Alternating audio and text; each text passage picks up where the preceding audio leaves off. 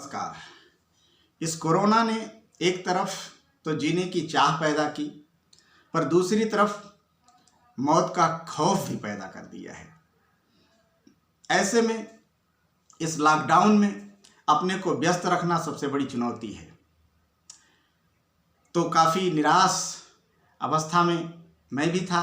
इसी समय मनोज चौबे ने फ़ोन किया और बात हुई तो उन्होंने कहा कि इस समय टाइम पास के तौर पे अपने व्यस्तता के लिए आप अपनी उन कविताओं को ही वीडियो बना करके भेजिए हमारे पास, जिनसे आपको बड़ा सम्मान मिलता था, तालियां मिलती थीं।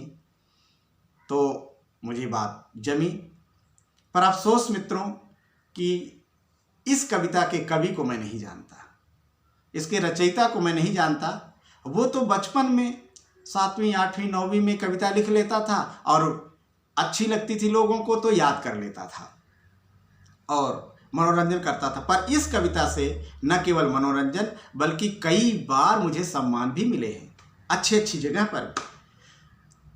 प्यारेलाल मिश्रा जी हों, हमारी स्वर्गीय मौसी जी हों, हमारी बेबी दीदी, मनोज चौबे, ओपी सिंह, सच्चिदानंद, जय सिंह, ऐसे हमारे कई मित्र और गुरुजन हैं जो आज भी जब भी हमसे मिलते हैं तो इसी कविता को सुनाने का आग्रह करते हैं।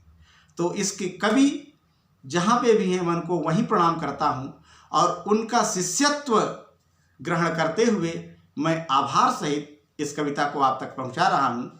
उम्मीद है आपको अच्छा लगेगा, कविता पसंद आएगी। कविता में ये बताया गया है कि ब्राह्मणों की पसंदीदा सब्जी कोहड़ा क्यों है।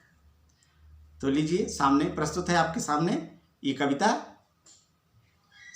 एक बार की बात है जब ब्रह्मा सब्जी रचत रहन, आलू भाटा सेम पालकी भिंडी नेनुआ सब बनई देहन। एक बार की बात है जब ब्रह्मा सब्जी रचत रहन, आलू भाटा सेम पालकी भिंडी नेनुआ सब बनई देहन। तोरई टमाटर चौराई परवर तब बनई देहन गोभी, सलजम खीरा केवाच मुरई लौकी है सब्जी जो भी। बथुआ और करेमुआ भी पटर बनाइन करैला, कटहल बड़हल कुंदरू पपीता कंदऊ आलू मटमैला। बोड़ा डेढ़सी काकर मुनगा बनवत चला गयन टंडा, सहजन चिरचिरा के साथ साथ निर्माण में आई गवा बंडा। सब सब्जी बन तैयार हुई तब बांट दिए विधि वर्ण 3, बाभन केवल बाकी रह गया अधिकार विधाता लिए छी। बाभन सोचे हम सागे ढिंग जाए चिरौरी कैन ले, जब सब्जी हामिकार होए तब हम ब्रह्मा का दोष देव। सब्जी के पास गए बाभन देखते सब्जी खिसियाई गई, आलू माटी के तरे भवा धनिया पालक को मिलाई गई। शायद इसीलिए तब से ही आलू मिट्टी के अंदर बोया जाने लगा, नहीं तो उसके पहले शायद ऊपर पेड़ होता था, ऊपर आलू लगता और लटकता रहा होगा। तो सब्जी के पास गए बाभन देखते ही सब्जी खिसियाई गई, आलू माटी के तरे भवा धनिया पालक को मिलाई गई। भाटा देखते ही करिया हो गए, शायद ब्राह्मणों के डर के मारे। भाटा देखते ही करिया हो गए, प्याज जियत गन नहाई लाग, टमाटर क्रोध से लाल भवा मरचा के पेटे बरी आग। मुरई हाथी का दांत बनी, चिरचिरा सांप होई के बैठा, नेनुआ देखते सूख गवा गाजर बाबा बनन से ऐठा। एक होई के सब सब्जी साफई उनका नहियाई दिहन, हार मान के सागन से बाभन विष्णु के पास गए।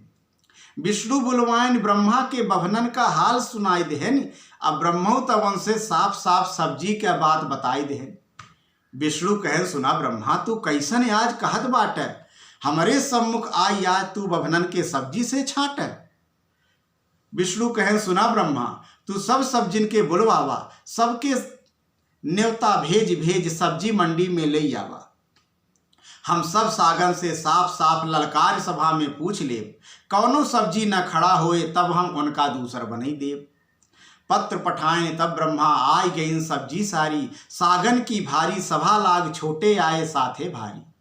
ब्रह्मा की इज्जत करई बदे कद्दू एक विष्णु बनाई देहन, सागन के सभा बीच ओका तख्ता के नीचे बोरा के तरे छुपाई देहन। आपने देखा होगा पुराने जमाने में कद्दू जब भी ब्राह्मणों के लिए बनता था तो तख्त के नीचे रखा रहता था बोरा से ढक करके।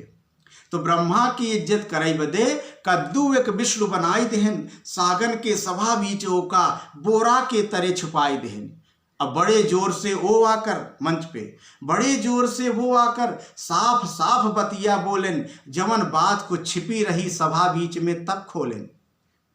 कि भाई कौन सी सब्जी है जो ब्राह्मणों के हिस्से में जाना चाहती है। तो बड़े जोर से वो आकर साफ साफ बतिया बोलेन, और जवन बात को छिपी रही सभा बीच में तब खोलेन।